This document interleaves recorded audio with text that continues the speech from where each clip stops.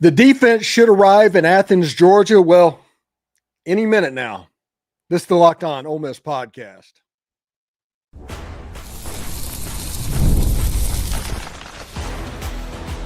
You are Locked On Ole Miss, your daily podcast on the Ole Miss Rebels. Part of the Locked On Podcast Network, your team every day.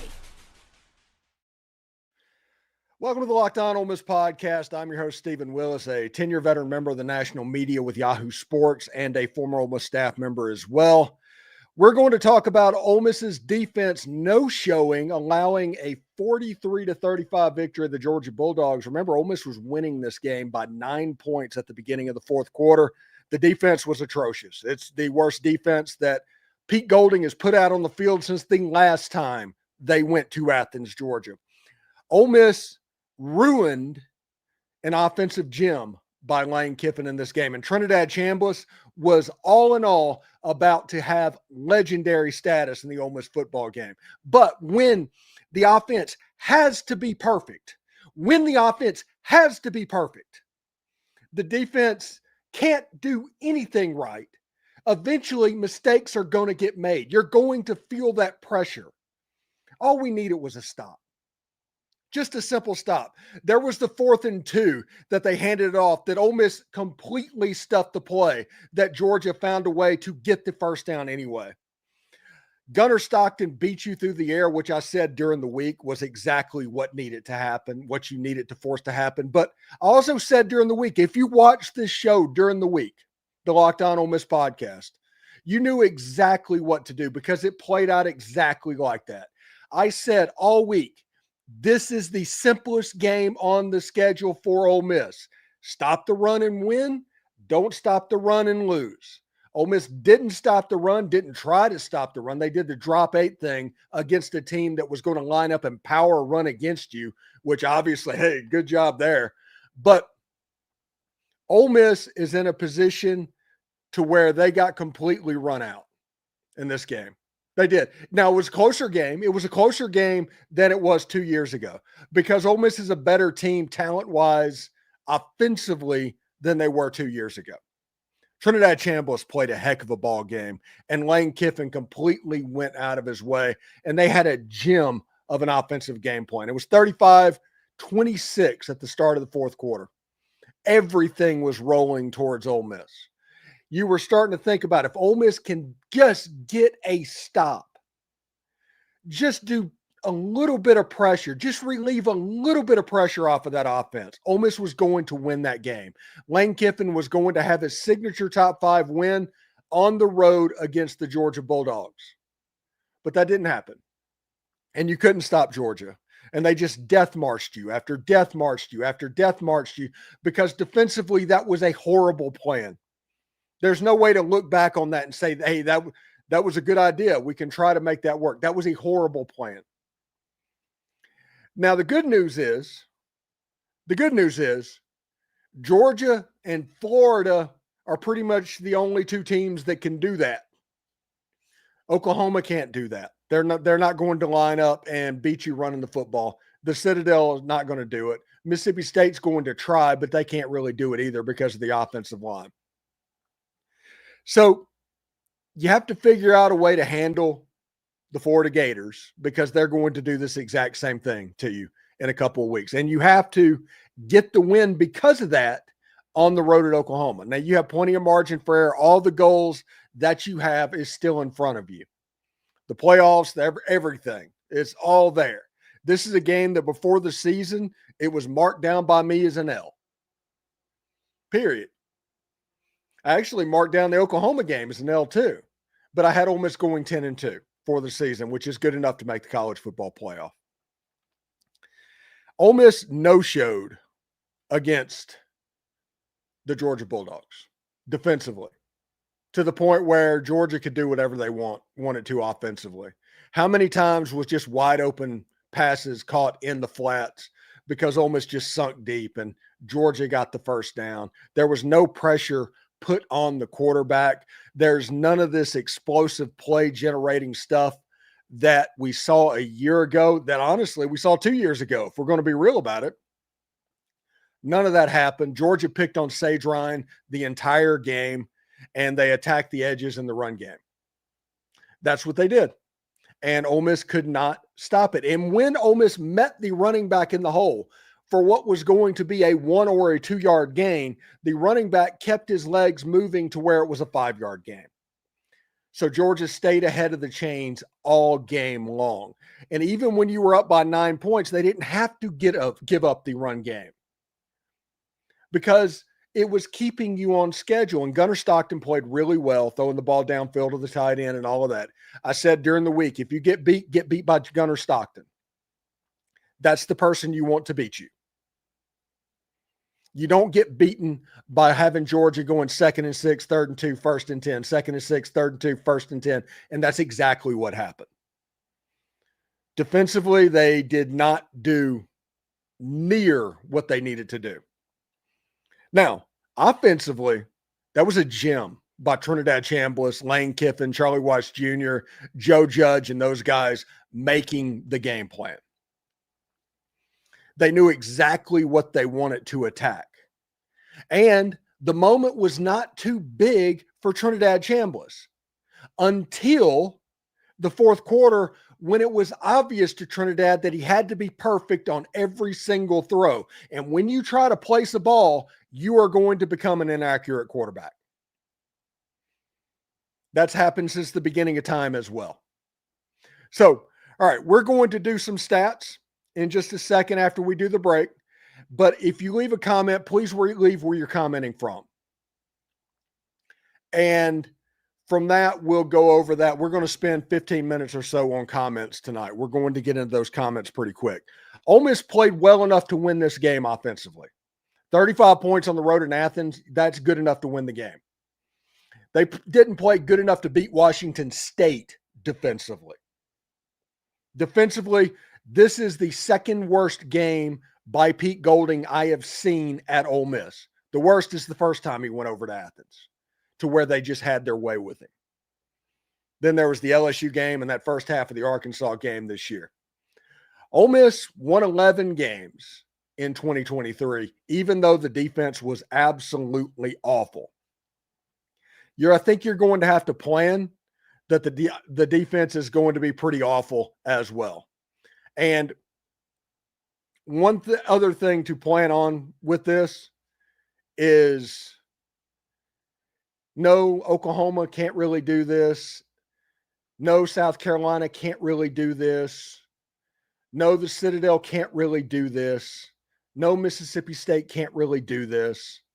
It comes down to the Florida game, and that Florida game, which I think they beat Mississippi State tonight. We have to see what happens. Are they going to still have Billy Napier or anything like that? So anyway, if you leave a comment, leave where you're commenting from. I do want to shout that out as well, but we'll see exactly how that goes. Rough day. All right.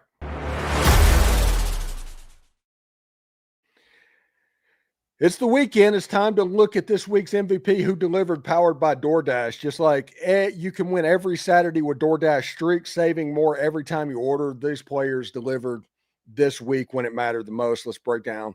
For the Ole Miss Rebels, Trinidad Chambliss. He was the offense. They made a beautiful game plan for him. He made plays after play after play, and he basically just made it to where he announced that he can handle that. When they get to Oklahoma in a couple of weeks, it's not going to be a bridge too far. And just like Trinidad Chambliss delivered for the Ole Miss Rebels, DoorDash delivers for you Saturdays with DoorDash Streaks. You can save every Saturday you order, stack it up all season, and you can save $250, including $100 in DoorDash credits. So order this Saturday.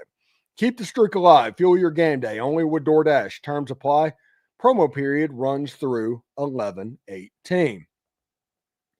Also, when the opening whistle blows on a new repair, get your crew moving forward with Supply House. Order today and see your parts on your doorstep tomorrow morning.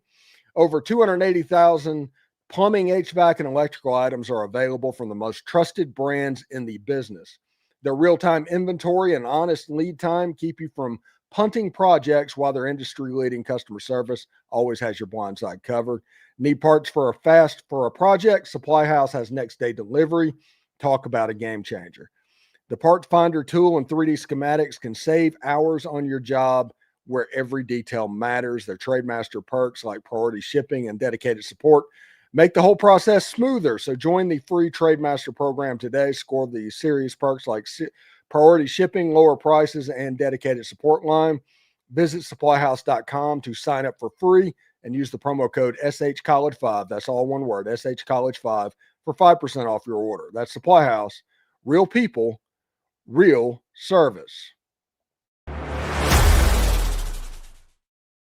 Do us a favor, like, subscribe, and comment on the video. Subscribe to the podcast on whichever audio podcast you're listening to this on, and give it a 5-star review. It costs absolutely nothing, but keeps all of this free. And Locked On is getting ready to change the game yet again, all in the name of having fun following your team. Not having too much fun right now, by the way.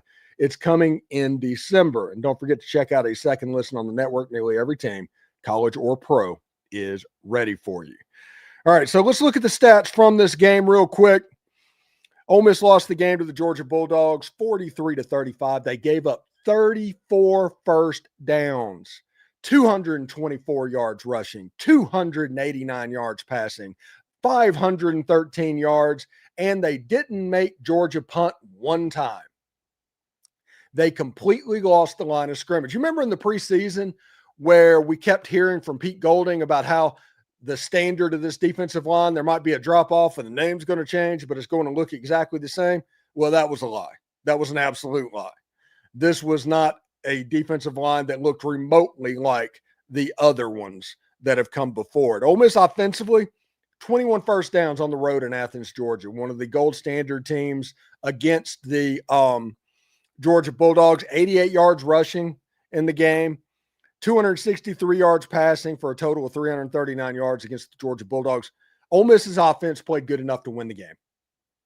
Period. The offense did everything they needed to do to win the game.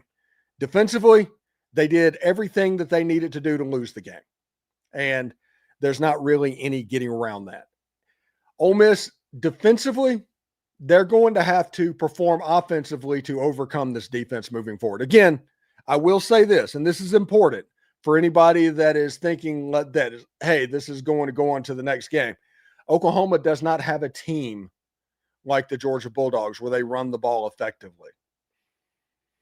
It's one of those things that drop eight is going to be a much more effective thing in the Ben Arbuckle system, and the fact that they don't run the ball very well. Anyway, South Carolina, the same thing. The Citadel, the same thing. Mississippi State, the same thing. The only team that can really line up and do this physical running thing to you is the Florida Gators, if they still have Billy Napier and all of that is still happening and still kicking. But in this game, they had a absolutely horrible game plan. You want to talk about, you want to run people out of drop eight. You constantly want to run people out of drop eight. Well, Ole Miss didn't ever get out of drop eight, even though Georgia tried to run them out of it. So I guess under that, there's no running you out of drop eight. So we'll see exactly how that goes as well. So it'll be interesting. Sorry.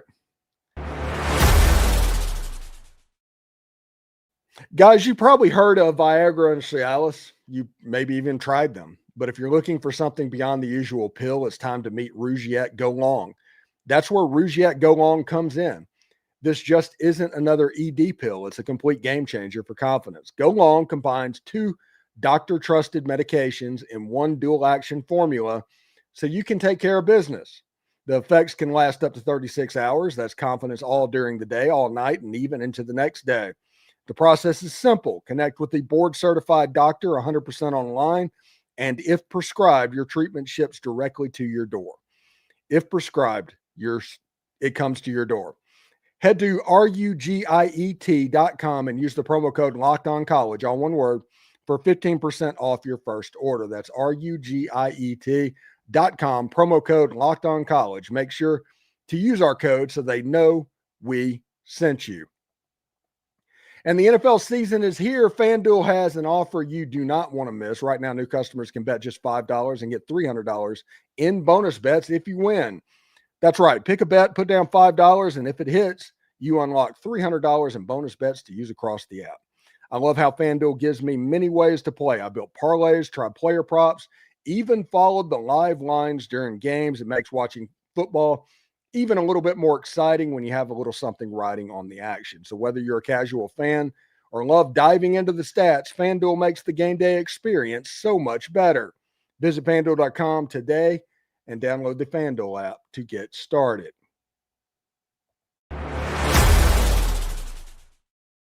All right, so let's go into your comments for the remainder of the show, because that's probably the important thing to deal with anyway. So we'll see exactly how that goes. Let's see. It's a good year when we complain about being 6-1. I'm old enough to remember the Billy Brewer days and Steve Sloan. Listen,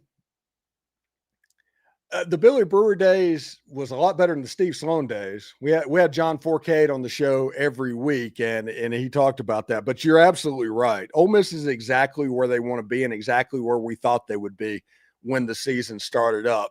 I just hate the way that this game went defensively, honestly. Cash the Real Saint says we need to not get too down, go beat Oklahoma so we can have a little cushion if we do lose to State or Florida. William Bronson, no idea what to do about defense.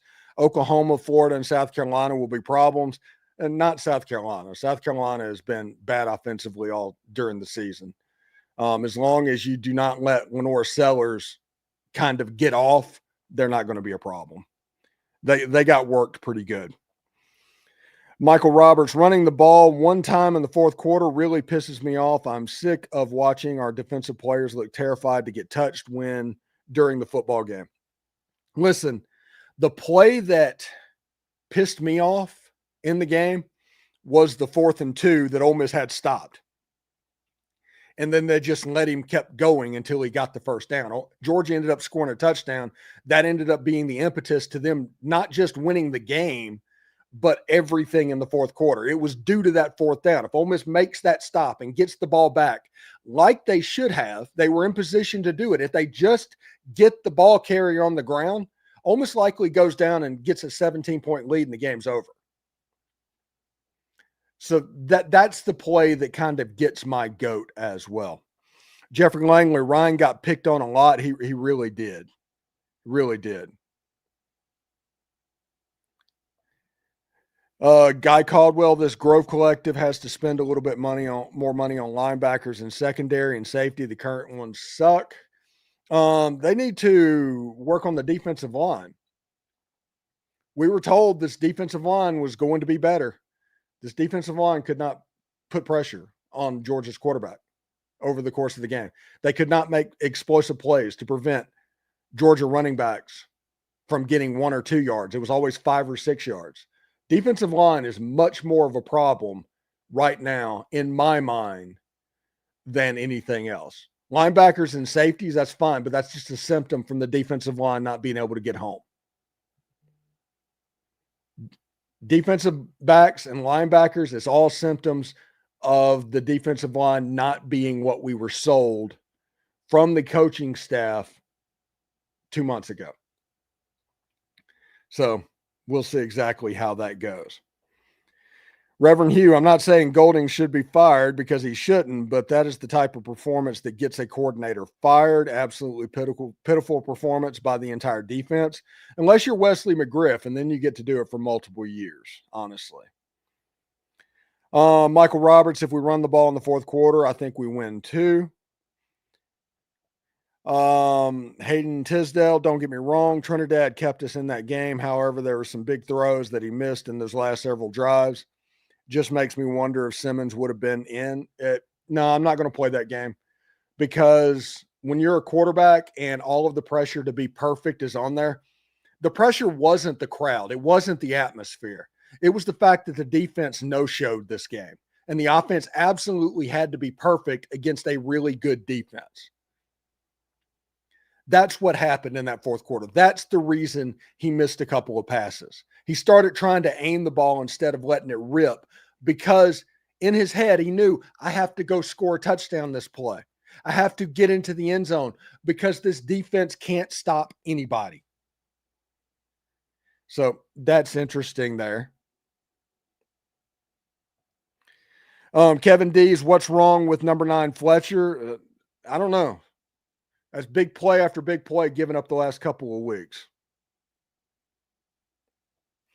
One Sabrum, this defense is really terrible. They'll beat Oklahoma, but this was disappointing. Their defense is good enough to win their last 5 games. I mean, if we're going to be honest about it, they are good enough to win their last 5 games with this defense because of how good the offense is. But today was just discouraging. It was bad to see. It reminded me, do you remember that COVID game that Matt Corral played against Alabama, to where Matt Corral's like, holy crap, they're going straight down the field and scoring touchdowns, repeating, going just like a game of ping pong. And there was one fumble and Alabama took over that game. That is what this game reminded me of. It was upsetting. Offensively, it was a gem. It was a gem. Jerry Marshall, number 44, needs to play a lot more. Yeah, Andrew Jones played pretty well in that game that I saw. He made a couple of plays near the line of scrimmage. He forced a field goal and gave Ole Miss a chance, something that wasn't happening before. Stanley Canis Sage, Groves, Gushikin looked horrible. Andrew Jones should get a lot more playing time. I agree there. Defense need to come versus Oklahoma's offense. They're on fire. We can and will beat the Sooners. Yes, I think Ole Miss is matching up to where they can match up pretty well against the Oklahoma Sooners. Jake Mitchell, we scored plenty of points to win. Our defense is just bad, and Golding is way overrated. He gets out of his D exactly the level of talent. He doesn't elevate. The explosive plays aren't there this year. They're just not. This defensive line cannot get to the quarterback. The secondary does not pick off the ball. They do not create turnovers and they do not create sacks, which means that you have to get stops. And when you get bullied, which they did today, they got bullied, you can't ever stop them, and it just completely opens you up. The Grove Collective has some work to do in the future. There might be a press conference where, hey, we need to go out and get these big name players and spend the money for them because the system that we have going just isn't working. Derek English, proud of the effort, disappointed in the defense, and the fourth quarter was a train wreck, got beat by not stopping them. Lots of things done right, and the lack of penalties seemed a lot better. I agree there. The offense played well. That's the sad thing on this. This wasn't the 2023 game to where everybody played poorly. The offense had plenty of time to throw the football. They were able to get off. They were able to win 1-on-1s. They even could run the football a little bit.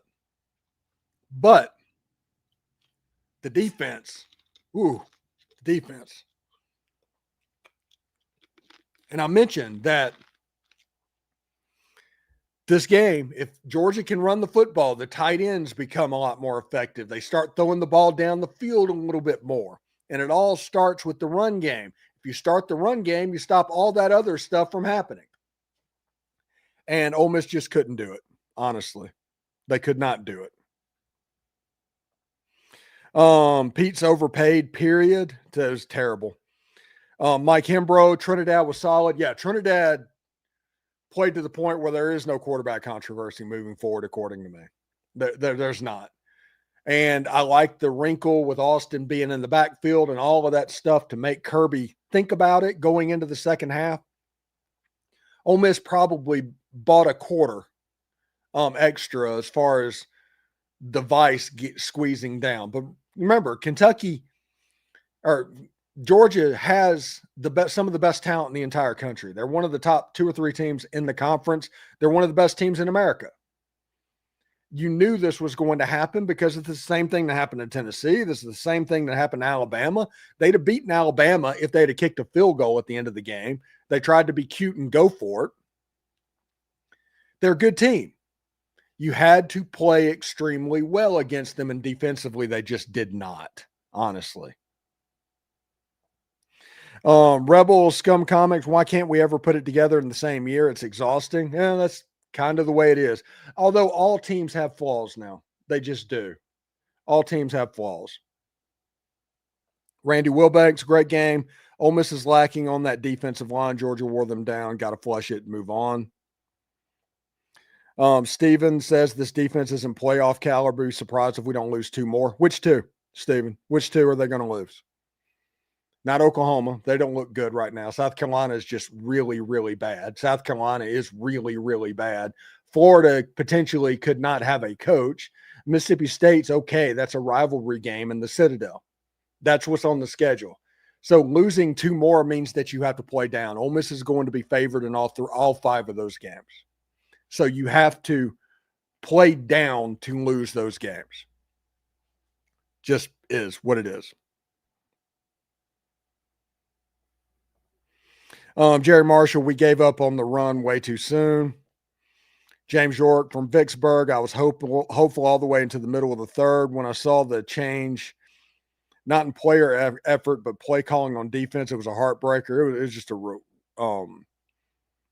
was rough. King on the throne, Ole Miss will not drop far in the rankings. They shouldn't drop at all if we're going to be completely honest. Ole Miss walked out of that game. Anybody watching it is like, oh, yeah, they're about where they need to be. Jessica P., I've been an Ole Miss fan for a young 24 years. I wanted this win, not just for Ole Miss, but for Chambliss. He deserves the recognition, but this was absolutely horrible from our defense. Pete Golding is making $2 million a year. He's making close to $3 million, if we're going to be honest. And he blamed the lack of players last time in Athens. What's the excuse going to be this time for recruits? Jerry Marshall, we can't tackle either. Hit after hit, somebody behind the line of scrimmage, they just can't tackle it. They need to stop going for the ball and actually tackle what's going on. You see what happened. The defense is getting all the blame. The offense did exactly what they needed to do to win this game. The defense did enough to lose this game. The offense did enough to win this game. Ole Miss lost this game because of the defense. Period. And you're going to hear Coach speak during the week about how it's all a team and you win or you lose together. And everybody in that locker room right now, let me assure you, is not doing that. Period. They know exactly what the score is with the defense doing that, giving up all those yards, all of that stuff. Samuel Kidd, SEC championship, probably not happening still, small chance, but the playoff is still possible. Honestly, every goal is in front of Ole Miss. I'm telling you, losing a road game on the road to Georgia doesn't change anything. And with Ole Miss having 5 winnable games, if Ole Miss wins those 5, they're going to end up in Atlanta, period. It's like I said during the week, and I was real about this. This game was a win-win. If you win the game, you can do so many positive things. It's a great opportunity. If you lose this game, nothing is taken away. Nothing is wrong. And because of that, you have to go out and beat Oklahoma. If you beat Oklahoma, you have just won 2 of the 3 games that were toss-ups in the offseason.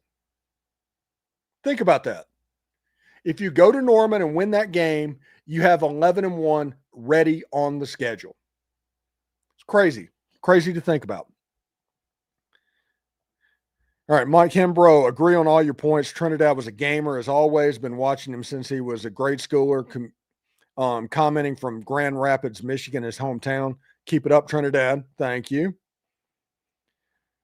Brian Lee, take a chill pill. In the playoff era, we're okay. Golden can't manufacture players, but they're paying for them. They're recruiting them. They chose to sign them. If there's not players there, especially after what we saw last year, that's their fault. If they don't have it, it is their fault. If they don't have the players to win the game, it is their fault. They chose to do that. It's their evaluation. They decided to play money ball. So, no. Arise Music, the SEC is so tough. Every week you got to be ready. That's the one the Big Ten wins championship. They can't get beat up on every week. Jake Mitchell, Golding has reduced Perkins to a non-factor. Kind of, honestly. And let's see. Just about all of the comments of what's going on. Listen, if you don't have players, it's the staff's fault, especially in an era when you buy players. If you chose not to pay more money, it's your fault. There's no getting around it, period. If they make it to where you can't do your job, then you're not going to be making $3 million a year for very long. I am all about recruiting to what's going on, but let's be real about this. The offense had a playoff-worthy performance against the Georgia Bulldogs. The defense had a 6th in the SEC West level performance against the Georgia Bulldogs. If that's players, that's the coach's fault. That's the player personnel department's fault. That's evaluation's fault. If the players aren't quite there, that's their fault because they chose specifically how to allocate their money whenever they were going through the NIL thing. So we'll see exactly how that looks. Jake Mitchell says, what's up with Xavion Harris and Suntaran Perkins? Suntaran Perkins hasn't looked right all season. He hasn't looked right all season, for better or for worse. So we'll see exactly how that goes. Anyway, we're going to get out of here. Thank you for making the Locked On Ole Miss podcast your go-to source for Ole Miss sports. We pride ourselves on offering the most comprehensive perspectives, which is why we're the front door of Ole Miss. Don't forget to subscribe, like, and comment. It helps the show, and it's absolutely free. Your support means the world to us. In another big moment on Locked On, college football fans, Locked On and Fire TV are presenting College Football Kickoff, your ultimate college football weekly preview. Drake Toll of Locked On Big 12 leads the conversation, a longtime two-time AP Coach of the Year, Gary Patterson, and former college star Jesse Holley. Locked On's local experts are there as well. A college football preview only Locked On can do. Catch College Football Kickoff every Thursday throughout the season, only on Fire TV. Hotty toddy, and remember, analytics are just the old English word that means, that's right, bad football. We'll talk to you later.